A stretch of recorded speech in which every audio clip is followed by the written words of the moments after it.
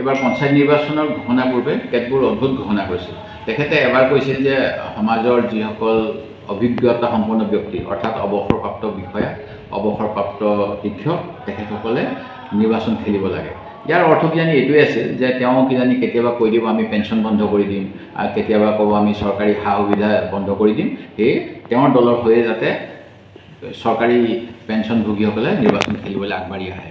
কিন্তু আমি দেখা পাইছোঁ যে বৰ্তমান সময়ত কংগ্ৰেছক তেওঁ কংগ্ৰেছ শূন্য বুলি ক'ব বিচাৰে অসমত, ভাৰতত বিৰোধী নাইকিয়া কৰি দিম বুলি কয়। তাৰ পিছতো কিন্তু উঠি অহা প্ৰজন্মই আমাৰ দলক সমৰ্থন কৰিবলৈ আগবাঢ়ি আহিছে আৰু বহুত যুৱক যুৱতীয়ে এইবাৰ পঞ্চায়তৰ বিভিন্ন সদস্য, আঞ্চলিক সদস্য অথবা জিলা পৰিষদৰ সদস্য পদৰ বাবে প্ৰাৰ্থিত্ব আগবাঢ়িছে।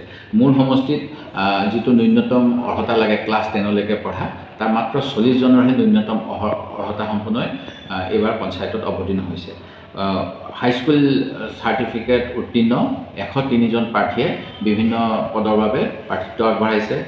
হায়াৰ ছেকেণ্ডেৰী পাছ 77 জনে আগবঢ়াইছে আৰু BA BSc পাছ 20জন ব্যক্তিয়ে এইবাৰ আমাৰ হৈ নিৰ্বাচনত অৱতীৰ্ণ হৈছে।